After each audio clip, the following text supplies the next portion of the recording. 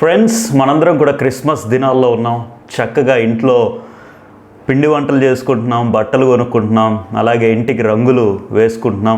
చాలా సంతోషంగా ఈ యొక్క క్రిస్మస్ పండుగని జరుపుకోవాలి అని చెప్పి మనల్ని మనం సిద్ధపరచుకుంటున్నాము, బంధువులని పిలిపించుకుంటున్నాము, ఎక్కడికి వెళ్ళాలి, ఎలా వెళ్ళాలి అని చెప్పి రకరకాల ప్లాన్స్ వేసుకుంటున్నాం. వీటన్నిటికీ కూడా కారణం ఏంటి అంటే క్రిస్మస్ పండుగని చాలా ఘనముగా జరుపుకోవాలి అని చెప్పి మనలో ఎంతో ఆకాంక్ష ఉంది. అంటే క్రిస్మస్ పండుగ అంటే ప్రభు అయిన యేసు ప్రభువారు దేవాతి దేవుడై ఉండి ఆయన ఈ లోకానికి నరావతారిగా తెంచినటువంటి దినాన్ని క్రిస్మస్ పండుగగా మనం జరుపుకుంటూ ఉన్నాం. అయితే ఇంత అంగరంగ వైభవంగా, ఇంత ఘనముగా జరుపుకుంటున్నటువంటి ఈ పండుగ యొక్క మూల కారణం ఏంటి అంటే ప్రభు అయిన యేసుక్రీస్తు వారు ఈ లోకంలో జన్మించారు అనేటువంటి వార్తని మనం తెలుసుకొని సంతోషిస్తూ ఈ పండుగని సంతోషంగా ఆనందంగా జరుపుకుంటున్నాం. అయితే ఆయన ఈ లోకంలో జన్మించినప్పుడు ఉన్నటువంటి పరిస్థితులు ఏంటి, ఆయన ఈ లోకంలో జన్మించినప్పుడు ఆయన ఎదుర్కొన్నటువంటి పరిస్థితులు ఏంటో ఖచ్చితంగా మనము గమనించాలి, తెలుసుకోవాలి. ఎందుకంటే ఈ రోజున క్రిస్మస్ పండుగ మనందరికీ కూడా సంతోషాన్ని ఇవ్వచ్చు, కానీ వాస్తవానికి యేసు ప్రభువారి లోకానికి వచ్చినప్పుడు ఆయన ఎదుర్కొన్నటువంటి పరిస్థితులు, అప్పుడు ఉన్నటువంటి పరిస్థితులు ఏంటో, అప్పుడు ఉన్నటువంటి వాస్తవ పరిస్థితులు ఏంటో ఖచ్చితంగా మనం తెలుసుకోవాలి. ఆ పరిస్థితులు ఏంటో నేను 3 విషయాల్లో చాలా క్లుప్తంగా తెలియజేస్తాను. రాజు పన్నాగం పన్నాడు. అలాగే ఆయన జన్మించింది ఒక పశువుల పాకలో. అలాగే ఆయన జన్మించింది ఒక పేద కన్యకి. రాజు పన్నాగం పన్నాడు. ఏమని అనంటే మత్తయి సువార్త 2వ అధ్యాయము 16వ వచనంలో మనం చూస్తాం.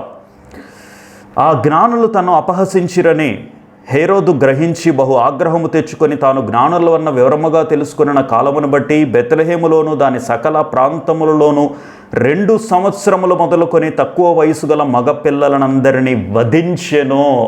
రాజు యొక్క పన్నాగం. ప్రభువారు జన్మించినప్పుడు పన్నాగము పన్నేటువంటి రాజు అధికారంలో ఉన్నాడు. ఆయన పేరు హేరోదు. ఈ హేరోదు ఎవరయ్యా అనంటే ఏషావు వంశావళిలో ఉన్నటువంటి వ్యక్తి, అనగా ఎదోమీయుడు. యాకోబు వంశీయులందరూ ఆత్మీయులైతే యాకోబు అన్నైనటువంటి ఏషావు వంశీయులందరూ కూడా శారీరక సంబంధాలుగా మనం గ్రహించినప్పుడు ఆత్మీయులకి శరీర సంబంధులకి ఎప్పుడూ కూడా పోరాటం జరుగుతుంది. కనుక యాకోబు వంశావళిలో నుంచి యేసు ప్రభు వారి లోకానికి వస్తే ఏషావు వంశావళిలో నుంచి ఒక వ్యక్తి వచ్చాడు. ఆయన పేరు హేరోదు. యేసు ప్రభు వారు జన్మించినప్పుడు ఆ హేరోదు యూదా రాజ్యాన్ని పరిపాలన చేస్తున్నటువంటి రాజు. అయితే యేసు ప్రభు వారి లోకానికి వచ్చాడు అని తెలుసుకున్న తర్వాత ఆయన రాజస్థానానికి, లేకపోతే ఆయన యొక్క ప్లేస్కి ఏమైనా ఈయన పోటీదారుడు అవుతాడో, లేకపోతే ఆయన ప్లేస్కి ఈయన వచ్చేసి కూర్చుంటాడో, నా రాజస్థానము ఏమైపోతుందో అని చెప్పి యేసు ప్రభు వారిని ఏ విధంగా అయినా సంహరించాలి, చంపేయాలి అని చెప్పి ఆయన నిర్ణయం తీసుకున్నాడు. దానికి కారణం ఏంటి అంటే యేసు ప్రభు వారు జన్మించినప్పుడు రాజు జన్మించాడు అని చెప్పి జ్ఞానులు నేరుగా యెరూషలేం ప్రాంతానికి వచ్చారు. అప్పుడు హేరోదు రాజు కలవరపడ్డాడు. ఎందుకోసమోనంటే నేను రాజుగా ఉండగా మరొక రాజు ఎవరు అని చెప్పి ఆయన యొక్క ప్లేస్ ఏమవుతుందో, ఆయన గౌరవం ఏమవుతుందో అనేటువంటి ఆలోచనతో హేరోదు రాజు యేసు ప్రభు వారు పుట్టినప్పుడు ఎంత కుట్ర కోణము ఆయనలో నుంచి బయటకు వచ్చింది అనంటే, ఎంత భయంకరత్వం ఆయనలో నుంచి బయటకు వచ్చింది అనంటే, ఎంత అసూయ కోణం ఆయనలో నుంచి బయటకు వచ్చింది అనంటే, బెత్లెహేములోనే మాత్రమే కాకుండా చుట్టుపక్కల పుట్టినటువంటి 2 సంవత్సరాల లోపు చిన్న బిడ్డలందరినీ కూడా చంపేసేయండి అని చెప్పి హేరోదు ఆజ్ఞ జారీ చేశాడు. ఏంటండి అంత కుట్ర ఏంటండి? యేసు ప్రభు వారి మీద కక్ష సాధించే దిశగా ఆయన కుట్ర పన్ని, ఆయన వల పన్ని యేసు ప్రభు వారిని చంపేయాలి అనే ఉద్దేశంతో అమాయకులైనటువంటి చిన్న బిడ్డలని చంపేయాలి అని చెప్పి హేరోదు ఇంతగా ఆలోచన చేయడానికి కనీసం మానవత్వం అనేది ఉందా ఆయనకి? చిన్న బిడ్డలు ఏమైనా జ్ఞానం ఉంటుందా వాళ్ళకి? ఏమైనా ఆలోచించగలిగేటువంటి వారా? కనీసం ఎదురు చెప్పగలిగేటువంటి వారా? కల్మషం లేనటువంటి వారు, అమాయకులు, ఏమీ తెలియనటువంటి వారు, చిన్న బిడ్డలు, మాట్లాడటం కూడా చేతగానటువంటి వారు, కనీసం సమాధానం కూడా చెప్పుకోలేనటువంటి వ్యక్తులు, చిన్న బిడ్డలు, అప్పుడే పుట్టినటువంటి అమాయకులైనటువంటి చిన్న బిడ్డలు, కల్మషం లేనటువంటి బిడ్డలు కనీసం ఎదిరించలేనటువంటి బిడ్డలు, నిస్సహాయులు, బలము లేనటువంటి వారు, తల్లిదండ్రుల మీద ఆధారపడి జీవిస్తున్నటువంటి వారు, చిన్న చిన్న బిడ్డల మీద ఈయన యొక్క ప్రతాపము, చిన్న చిన్న బిడ్డలను చంపేయాలన్నా ఈయన యొక్క కుట్ర, చిన్న బిడ్డలని వధించాలన్నా ఈయన యొక్క ఆలోచన. ఇతని యొక్క మానవ మృగం కాదా? కనీసం ఆలోచన లేదా ఈయనకి? చిన్న బిడ్డల మీద ఎవరైనా కానీ చూపించాల్సినటువంటి కక్ష ఎంత దారుణం! యేసు ప్రభు వారిని దృష్టిలో పెట్టుకొని యేసు ప్రభు వారిని చంపేయాలని చెప్పి చిన్న బిడ్డలను చంపేస్తావు నువ్వు. ఇంతకంటే దౌర్భాగ్యమైనటువంటి వ్యక్తి ఈ భూలోకంలో ఎవరైనా ఉంటారా? చిన్న బిడ్డలను చూస్తే ఎవరైనా ముద్దు పెట్టుకోవాలనుకుంటారు, ఆడించాలి, లాలించాలి అనుకుంటారు, ఎత్తుకొని ఆడిస్తూ లాలిస్తూ వారిని బాగా చూసుకోవాలి అని చెప్పి ఎవరైనా కానీ అనుకుంటారు. కానీ చిన్న బిడ్డల్ని చంపేస్తారని ఆలోచన ఎంత దారుణమైనది!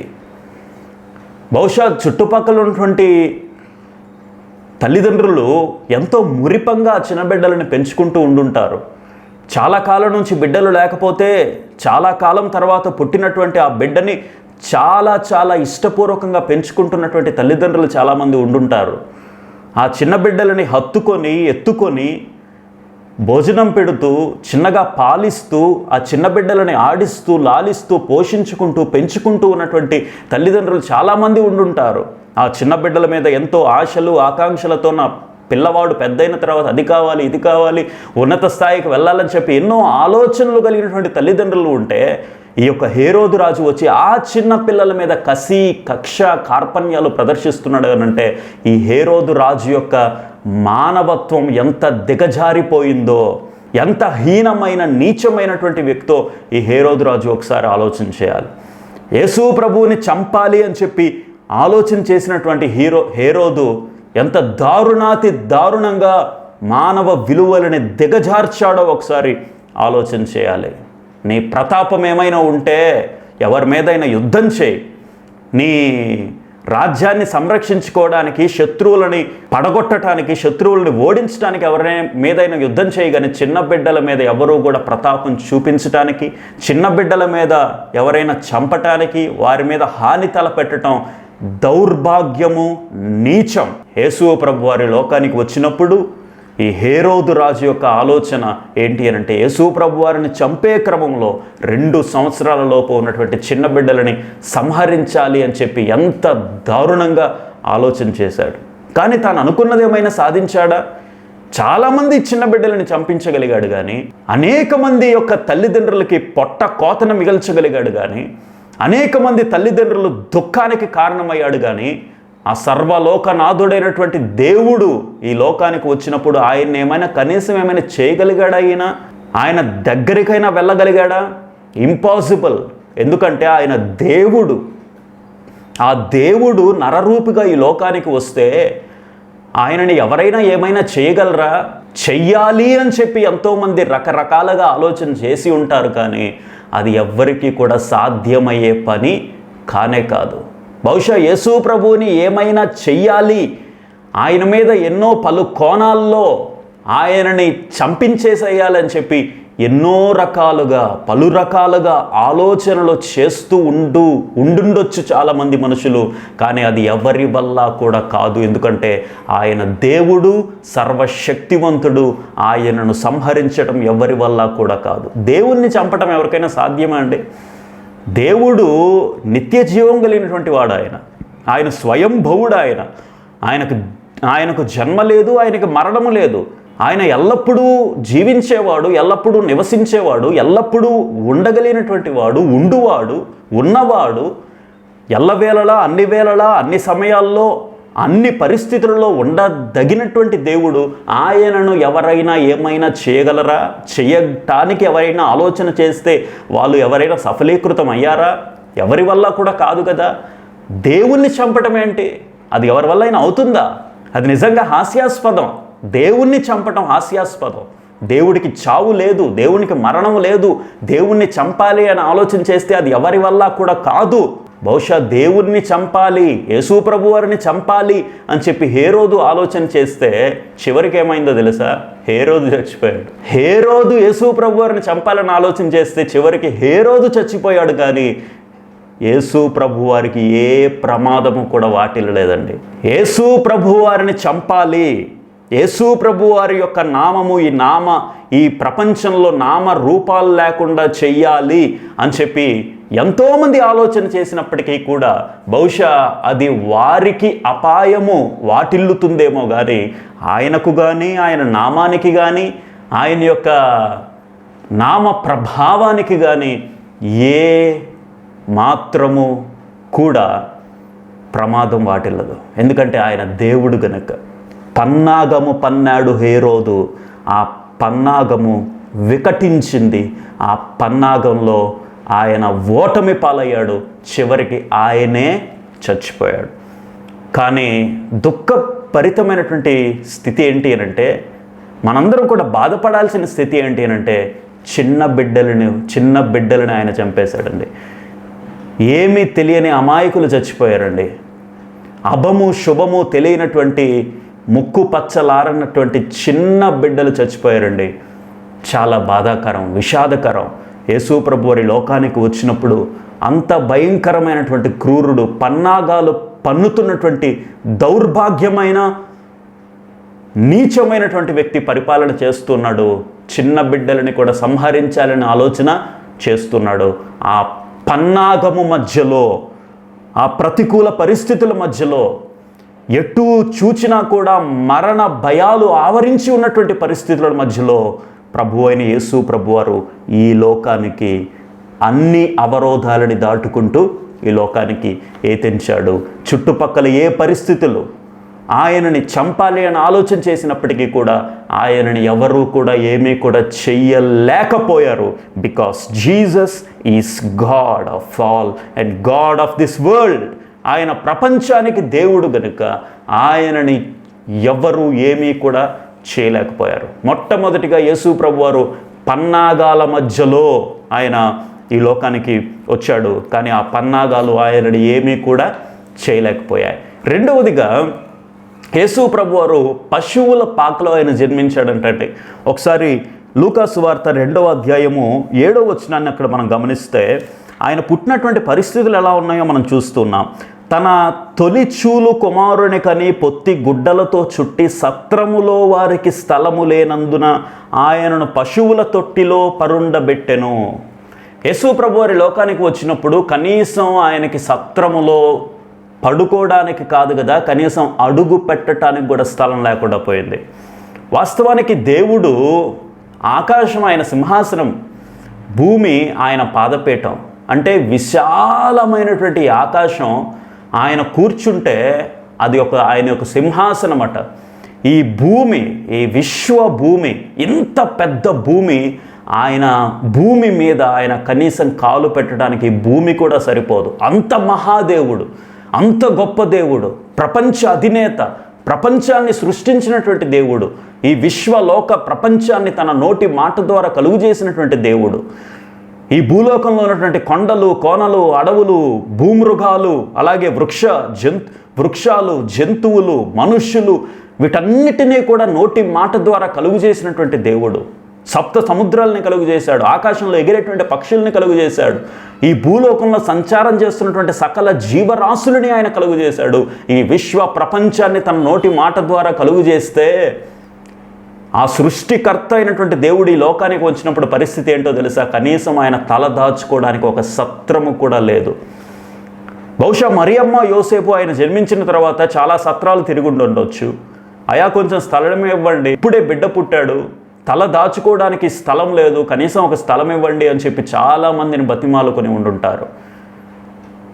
అయా చలి పుడుతుంది, వణికిపోతున్నాము, కనీసం ఎక్కడా కూడా తల దాచుకోవడానికి కూడా పరిస్థితులు మాకు అనుకూలించట్లేదు, కనీసం మీ ఇంట్లో కనీసం ఒక స్థలం ఇవ్వండి సార్ అని చెప్పి ఎంతోమందిని అడుక్కున్నారు, ఎంతోమందిని బతిమాలుకున్నారు, ఎంతోమందిని వేడుకున్నారు. కానీ ఏ ఒక్కరూ కూడా కనీసం స్థలం కూడా ఇవ్వలేదు.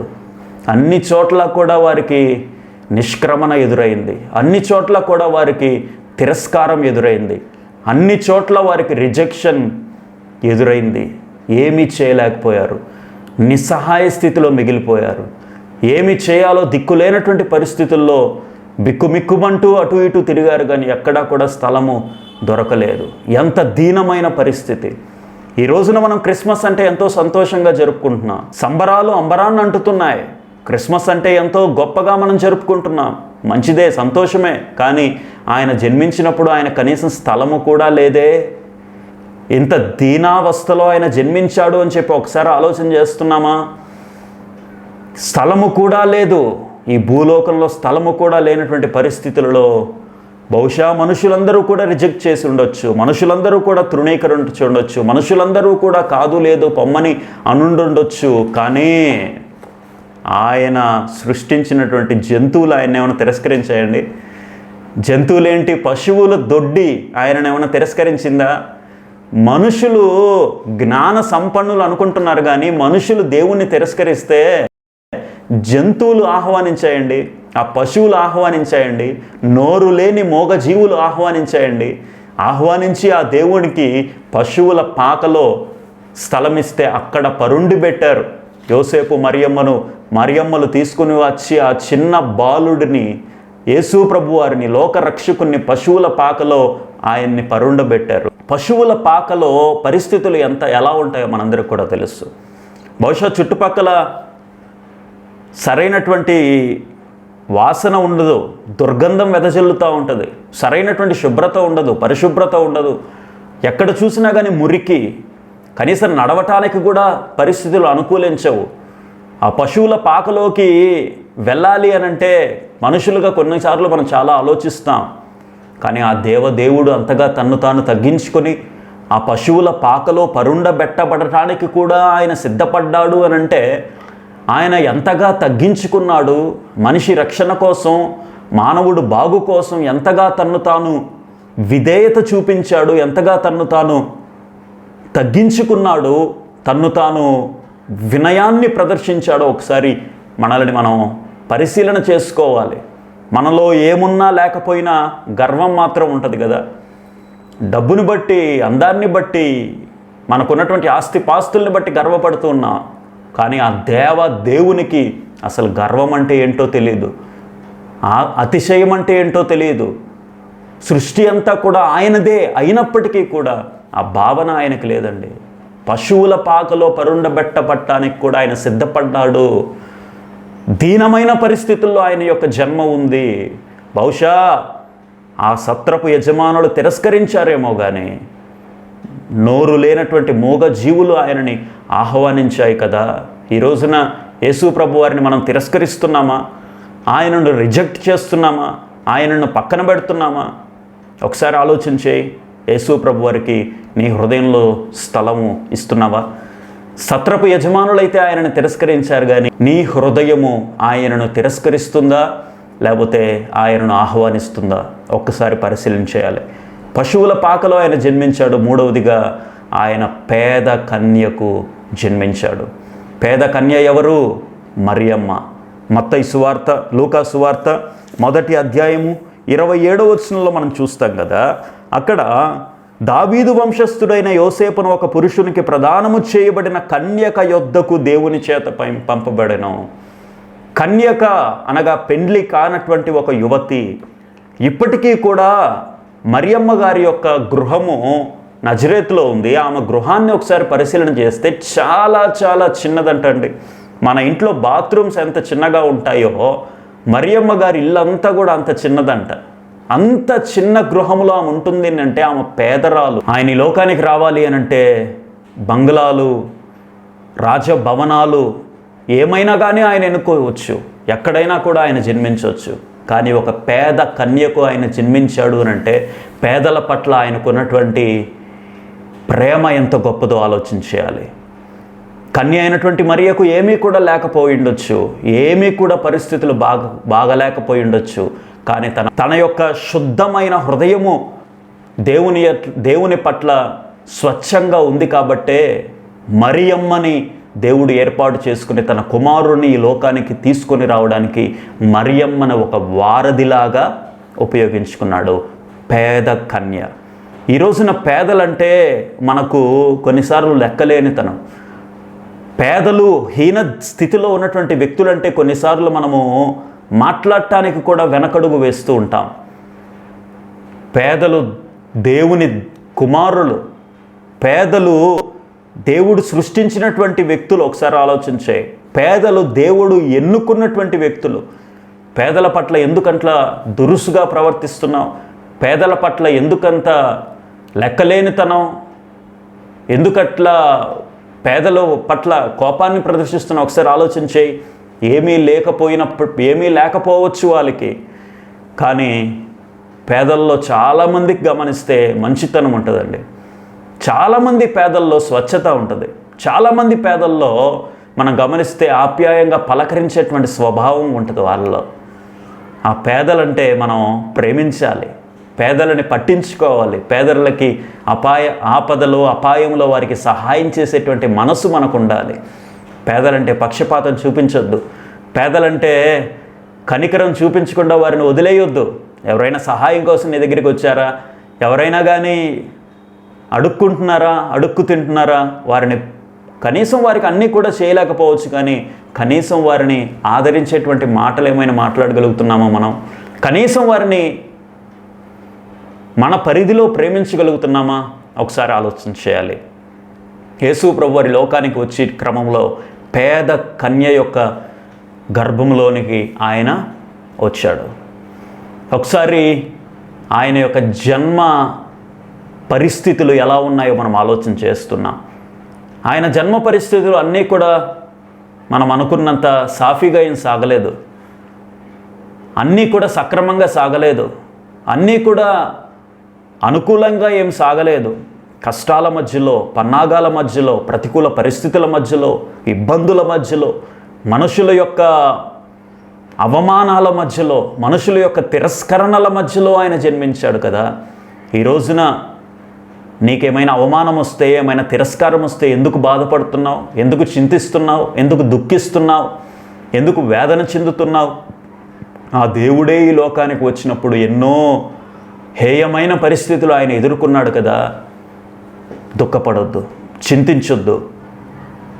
ఈ లోకము నిన్ను తిరస్కరించొచ్చేమో, ఈ లోకము నిన్ను బహిష్కరించొచ్చేమో, ఈ లోకము నిన్ను పక్కన పెట్టొచ్చేమో, కానీ నీ దేవుడు నీతో ఉండగా నీకు ఏ ఆపద అపాయము కూడా రాదు. బహుశా మనుషులు నీ మీద రకరకాల పన్నాగాలు విసరొచ్చేమో, కానీ నీ దేవుడు నీతో ఉండగా నీకు ఏమీ కూడా కాదు. బహుశా సత్రపు యజమానిలాగా ఎంతోమంది నేను తిరస్కారానికి గురి చేయొచ్చేమో, కానీ నీకంటూ ఒక స్థలమును దేవుడు సిద్ధపరిచాడు. బహుశా మరియమ్మ పేదరాలు అయ్యుండొచ్చేమో, కానీ నీవు కూడా పేద స్థితిలో, హీన స్థితిలో, దీన స్థితిలో ఈరోజు నువ్వు ఉండుండొచ్చేమో, కానీ దేవుడు నీ దగ్గరికి రావాలని, పేదవైనటువంటి నిన్ను దరిచేర్చాలని, నిన్ను కౌగిలించుకోవాలని, నీ హృదయములో చేరాలి అని చెప్పి ఆయన ఇష్టపడుతున్నాడు. ఈ క్రిస్మస్ సందర్భంగా యేసుప్రభు వారి యొక్క జన్మలో దాగి ఉన్నటువంటి విశేషాలు పన్నాగము, అలాగే పశువుల పాక, అలాగే పేద కన్య. ఈ క్రిస్మస్ దినాల్లో ఈ విషయాల్ని మీరు ఆలోచన చేసి ఆయన యొక్క జన్మలో ఉన్నటువంటి సంతోషాన్ని, సమాధానాన్ని, సంతృప్తిని పొందుకోవాలి అని చెప్పి మనసారా కోరుకుంటున్నాను. Thank you so much.